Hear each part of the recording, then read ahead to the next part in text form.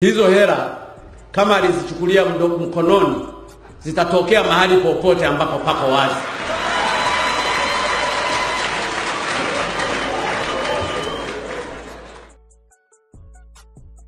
Kwa sababu sasa hivi uchumi unaenda vizuri sana. Na bahati nzuri tuna pesa nyingi tunazo. Nimepanga kwa mfano. Mimi nachukia wezi. Na kwa kweli wezi watakoma tu. Awe mwizi wa Tanzania, awe mwizi wa Ulaya, awe anatoka West, East, South, mwizi ni mwizi tu. Lazima waule wachuya. Kwa hiyo tutaendelea kubana mianya yote ambayo wenzetu wamekuwa wakiitumia na kulifanya taifa hili kuwa taifa la usindikizaji na kuwa taifa la maskini. Nimeeleza mengi ndugu zangu kwa jinsi tunavyodhulumiwa. Saa nyingine kwa kutumia baadhi ya watendaji wetu wachache ambao sio waaminifu walioko ndani ya serikali. Kwa kusaini mikataba ya ajabu ambayo hata mababu zetu waliokufa miaka 500 iliyopita wasingeweza kusaini mikataba ya namna hiyo. Hakuna cha mtu aliye maarufu, hakuna mwanasiasa, hakuna askari,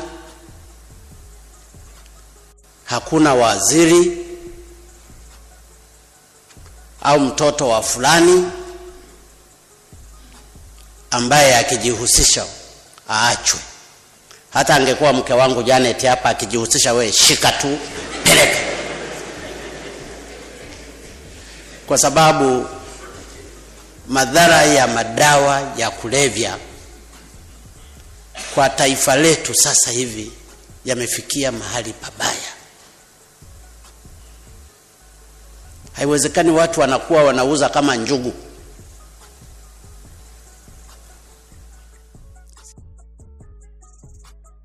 Ninapowaeleza uchumi wetu ni mzuri kweli.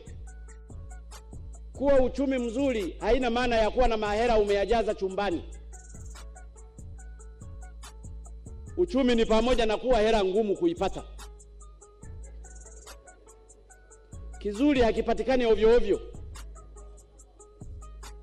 Ni lazima utoe jasho. Kuanzia leo iwe ni marufuku na wakalisimamie hili. Michango, sitaki kusikia mwananchi yoyote mahali popote akilalamika kwamba mtoto wake amerudishwa shule kwa sababu ya michango. Na walimu wote mahali pote walipo wasishike mchango wote wa mwanafunzi. Uwe wa maabara, uwe wa madawati, uwe wa nani, wasishike mchango kutoka kwa mwanafunzi. Michango kama ipo, kama kuna mzazi atakuwa na interest ya kuchangia, atapeleka kwa mkurugenzi. Mkurugenzi yule kama anataka kutengeneza madawati, atatengeneza madawati, ataipeleka kwenye shule inayohusika.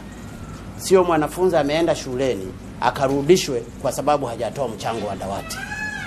Sio mwanafunzi ameenda shuleni akarudishwe kwa sababu hajatoa mchango wa chakula. Sio mwanafunzi ameenda shuleni akarudishwa kwa sababu hajatoa mchango. Wapo watumishi ambao wamebadilisha umri wao wa kuishi. Wamebadilisha miaka yao. Unakuta ni mzee kabisa lakini yeye hati hasitaafu. Huyo naye hana utofauti sana na hewa. Kwa sababu ameshamaliza muda wake, hataki kutoka kazini, awaachie wengine nao waje wafanye kazi, anaendelea kukaa pale kubadilisha miaka.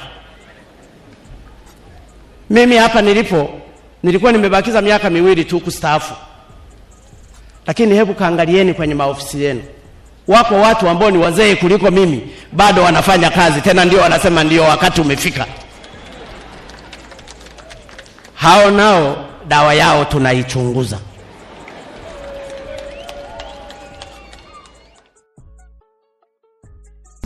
Ripoti litakapokuja ya yale magari ya ovyo yale, ambayo ni ya wizi, na mimi nafahamu, mpaka hata mletaji nafahamu, na alichokuwa nataka kufanya, I have all the information, ila nataka mzilete ninyi information ili nijue kama tunaenda direction moja au wengine wana direction nyingine. Yale magari yaliyokaa miaka 10 mle ndani, wakati sheria inasema gari likishakaa siku 21 linaweza likapigwa mnada, na ninyi huwa mnakaa mnada mnautengeneza ili kusudi magari hayo myanunue ninyi kwa watu wenu mnaowajua. Nataka iishi.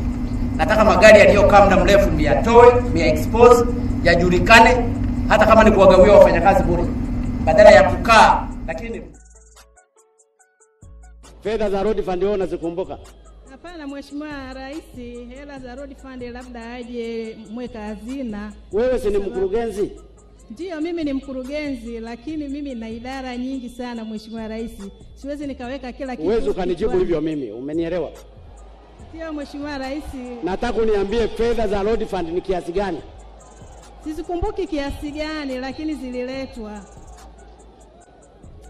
Naogopa kusema uongo. Nasema uongo Nkoi. Kwa hiyo nataka kuwaeleza tuko vizuri. Na ndio maana hata hii treni sasa hivi tumeanza kuijenga ya umeme, sio ya kuendeshwa na diesel. Tunatengeneza ya umeme, na tumeanza kutoka Dar es Salaam mpaka Dodoma kwa fedha za ndani za Watanzania trilioni 7. Hata kama itachukua miaka 10, nataka niwaambie Mwanza itafika. Na spidi yake ni zaidi ya kilomita 160 kwa saa. Kwa hiyo kwa hii kesha tuaye na ulisatorera ule Morogoro. Tunataka Tanzania mpya. Hilo ndio lengo langu. Na ndio maana hata nilipofika hapa sikusema CCM hoye. Kwa sababu yapo yaliyokuwemo CCM yalikuwa majizi sana kuliko hata ya Chadema.